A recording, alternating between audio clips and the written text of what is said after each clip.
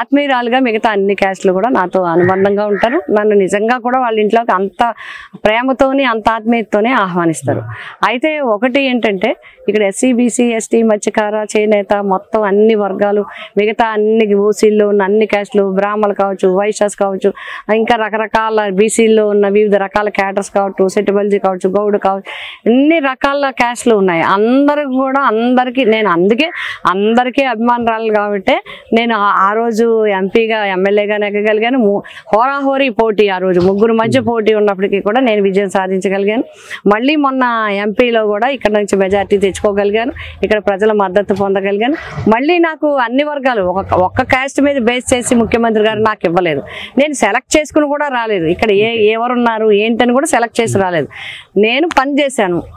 నా పనితీరును ప్రజలు గుర్తించారు. నాకు తప్పకుండా ఇక్కడ మళ్ళీ సేవ చేసే అవకాశం వస్తుందని ముఖ్యమంత్రి గారు భావించారు. నేను భావించుకున్నాను కాబట్టి నాకు ఇక్కడ సీట్ వచ్చింది. ఇంకా నాకు వస్తాయా లేదా ప్రత్యర్థికి వస్తాయా అనేది మనం ఆలోచన చేస్తే డెఫినెట్గా ఆయన కాపు వర్గానికి సంబంధించిన ఆయనైతే నేను కాపు ఆడబడుచుని కాపు ఇంట పుట్టిన ఆడబిడ్డను నేను కాబట్టి వాళ్ళు నన్ను కూడా ఆదరిస్తారు. వారు బిడ్డగా నన్ను ఆదరిస్తారు తప్పకుండా. అందరూ కూడా నేను కూడా మేము అందరినీ కోరేది ఏంటంటే తప్పకుండా పనిచేసేవారికి మాటలు చెప్పి వెళ్ళిపోయే వాళ్ళకి కాదు, మనతో ఉండేవాళ్ళు ఎవరు, మన మాట వింటనే పలికేవాళ్ళు ఎవరు, మన పిలిస్తే వచ్చి మనతో ఉండేవాళ్ళు ఎవరు, మన కష్ట నష్టాలు చూసిన వాళ్ళు ఎవరు, మన వీధి కానీ మన ఇంటి కానీ మన ఏరియా కానీ మన పరిస్థితులు తెలిసిన వాళ్ళు ఎవరు, నీరు రాకపోతే వెంటనే నీరు ఇప్పించేవాడు ఎవరు, రైతుకి ఏదైనా ఇష్టం ఉంటే కలిసేది ఎవరు అనేదే చూసుకుంటారు ప్రజలు అనేది నా నమ్మకం.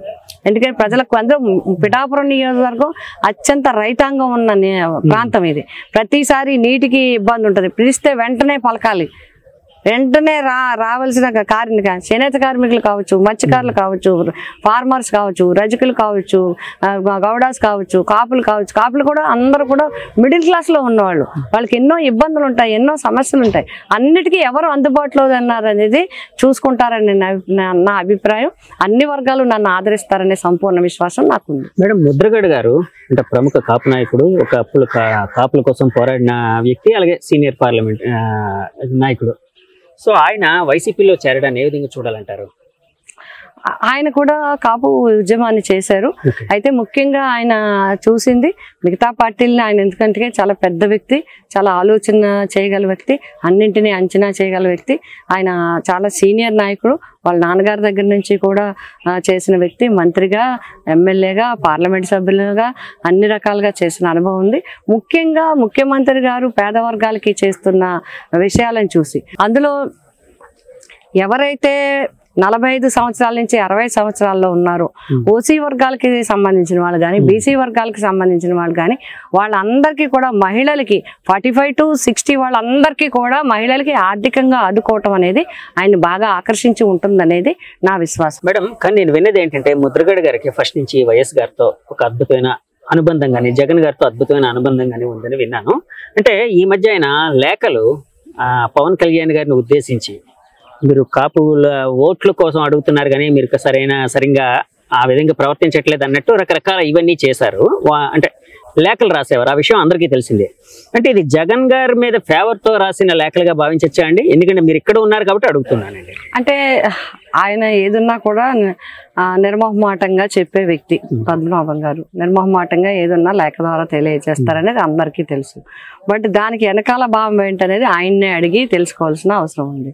ఏ రకంగా ఏది చెప్పారు, ఏది చెప్పబోతారు అనేది ఆయన బహుశా ఆయన స్వతహాగా అంటే ఆయన నుంచి మాకు కొంచెం దగ్గరగా తెలిసిన దాన్ని బట్టి ఆయన అన్నీ ఆలోచించుకొని చేస్తారు తప్ప ఎవరో ఏదో చెప్తే ఎవరో ఏదో అంటే చేసే వ్యక్తి కాదు పద్మనాభం గారు. అంటే ఆయన ఆలోచనకి ఆయన ఆలోచించుకుని ఆయన ఆలోచన పరంగా చేస్తారు తప్ప వేరే రకంగా ఒత్తిళ్లతోనో ఇంకొక రకంగానో చేయిస్తే చేసే మనిషి కాదు. ముద్రగడ గారు ఆ మధ్య ఒక మాట అన్నారండి, పవన్ కళ్యాణ్ గారు ఎక్కడ పోటీ చేస్తే అక్కడ నేను ఆయనకి వ్యతిరేకంగా ప్రచారం చేస్తానని చెప్పారు. సో ఆ విధంగా ఇక్కడ ప్రచారం చేసే అవకాశం ఏమైనా ఉందండి? అది పార్టీ నిర్ణయిస్తారు. వ్యతిరేకంగా కాదు, ఉంది కదా. ఏదైనా అది ఆయన్ని అడగవలసిన ప్రశ్న అయినప్పటికీ కూడా ఇక్కడ నన్ను అడిగారు కాబట్టి ఆయన మొన్న మొన్నటి వరకు ఆయన స్వతంత్రంగా ఉన్న వ్యక్తి. ఇప్పుడు ఒక పార్టీకి సభ్యుడిగా జాయిన్ అయ్యారు కాబట్టి పార్టీ డైరెక్షన్ ప్రకారము, పార్టీతో సంప్రదింపుల ప్రకారము, పార్టీ ఇచ్చే నిర్ణయం ప్రకారము చేస్తారనేది నేను అనుకుంటున్నాను. మేడం, ఇక్కడ మీ అభ్యర్థిత్వం ప్రకటించక ముందు అయితే బలంగా వినిపించింది ఏంటంటే ముద్రగడ పద్మనాభం గారు అబ్బాయి ఇక్కడ పోటీ చేయబోతున్నారు, లేకపోతే ఆయనే పోటీ చేయబోతున్నారు, ఆయన ముఖ్యంగా పిఠాపురం నుంచి పోటీ చేయబోతున్నారు అన్నట్టు వినిపించింది. అవేమైనా మీకేం తెలుసా? కూడా ఇప్పుడు అప్రస్తుతం అండి.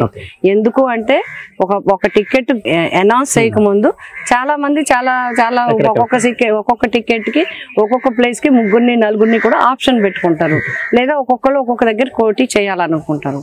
మరి ఇప్పుడైతే పరిస్థితి అయితే ఇప్పుడు నన్ను అనౌన్స్ చేశారు, ఆల్రెడీ నేను స్టార్ట్ చేసుకున్నాను. డైరెక్షన్ కూడా నాకు అట్లాగే ఉంది.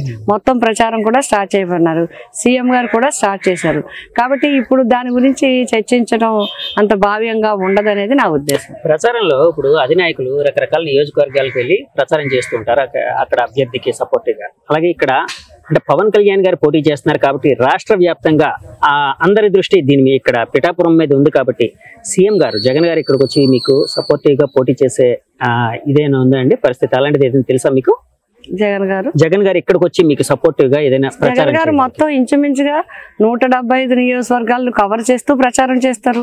ఇది ఇక్కడనే కాదు, బహుశా ఇక్కడ ఉంటే ఇంకొక ఎవరైనా ఒకళ్ళిద్దరు రావచ్చు, కానీ అన్ని నియోజకవర్గాలకి అందరూ కూడా అక్కడ ఉండే పరిస్థితులను బట్టి, అక్కడ ఉండే డెవలప్మెంట్ ని బట్టి కొంతమందిని ఎక్కడైనా కూడా వేయటం అనేది జరుగుతుంది. ఇప్పుడు బీజేపీ ఉంది, బీజేపీ టికెట్లు ఇచ్చేసి వదలరు, వేరే రాష్ట్రాల నుంచి అందరినీ ఎంపీస్ కానీ మినిస్టర్లు కానీ ఇక్కడికి పంపిస్తారు. అట్లాగే తెలుగుదేశం ఉంటే వేరే జిల్లాల నుంచి ఇక్కడికి పంపిస్తారు. ఇది పార్టీ పరంగా సంస్థాగత పరంగా జరిగేవి. పార్టీ డైరెక్షన్ లో ఆ క్యాండిడేట్ కు మద్దతుగా కొంత సపోర్ట్ గా కొన్ని విషయాలు చెప్పడానికి క్యాండిడేట్ ఎప్పుడు ఎక్కువగా పబ్లిక్ తో మూవ్ అవుతూ ఉంటాడు. కాబట్టి ఈ ప్రభుత్వం ఏం చేసింది, రేపు ఏం చేయబోతుంది అనేది కొంచెం హై లెవెల్లో ఉన్న వాళ్ళ చేత చెప్పించడం అనేది సాంప్రదాయంగా వస్తుంది. మా పార్టీ ఒకటే కాదు, అన్ని పార్టీలు జరుగుతాయి, దాంట్లో మా పార్టీ కూడా అంటే కాదు మేడం. నేను అనేది ఏంటంటే చాలా మంది అభ్యర్థులు అధినాయకులు అక్కడికి వచ్చి అంటే ప్రచారం చేస్తే బాగుంటుంది, కొంత మైలేజ్ ఇంకా ఎక్కువ గ్యాదర్ అవుతుంది అని అనుకుంటూ ఉంటారు. ఇక్కడ జగన్ గారు వచ్చే ప్రచారం చేస్తే వెల్ అండ్ గుడ్, అంటే ఎవరైనా అదే కోరుకుంటారు. ఒకవేళ రాకపోయినా కూడా మీరు గెలుస్తారు అనే నమ్మకం అయితే మీకు ఉందా మేడం? ఇప్పుడు మాకు ఇప్పుడు రేపు 21 నుంచి జరుగుతుంది. పార్లమెంట్ కి ఒక మీటింగ్ పెడతారు, ఆ మీటింగ్ ఎక్కడనేది డిసైడ్ చేస్తారు. అంటే ఒక చోట ఒక నియోజకవర్గంలోనే మీటింగ్ జరుగుతుంది, మిగతా 6 నియోజకవర్గాలు అక్కడికి రావాలి. మేము అక్కడికి తీసుకెళ్ళినా, ఆయన ఎక్కడికి తీసుకొచ్చినా, ఎక్కడైనా పిఠాపురం నియోజకవర్గ ప్రజల్ని ఆయన అడ్రస్ చేసేలాగా మేము చేస్తాం. ఒకటి. రెండోది, ఆయన రావటం రాకపోవటం కాదు, ఈవేళ ప్రచారం అంతా మేము వెళ్ళేదంతా మేము చెప్పేదంతా జగన్మోహన్ రెడ్డి గారు చేసిన కార్యక్రమాలు, జగన్మోహన్ రెడ్డి గారు ఇచ్చిన అజెండా, జగన్మోహన్ రెడ్డి గారు ఇచ్చిన చేసిన కార్యక్రమాలన్నీ మేము చెప్తాం. రేపు మళ్ళీ చేయబోయే కార్యక్రమాలన్నీ కూడా చెప్తాం.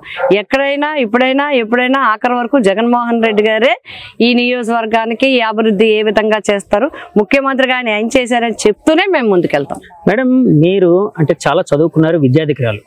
సో అంటే మీరు ఏం చదువుకున్నారు నాకు ప్రాపర్ గా తెలియదు. ఇప్పుడు ఆపరేషన్ లేకుండానే మోకాళ్లకు ప్లాస్మా ట్రీట్మెంట్, మీ ఆర్థోపెడిక్ సమస్యలన్నిటికీ రోబోటిక్ టెక్నాలజీ ద్వారా తక్కువ ఖర్చుతో శాశ్వత పరిష్కారం, ఫ్రీ కన్సల్టేషన్, ప్రతి ట్రీట్మెంట్ పై 20% డిస్కౌంట్. ఈ ఆఫర్ కొద్ది రోజులు మాత్రమే, త్వరపడండి. V9 hospitals 9281465842.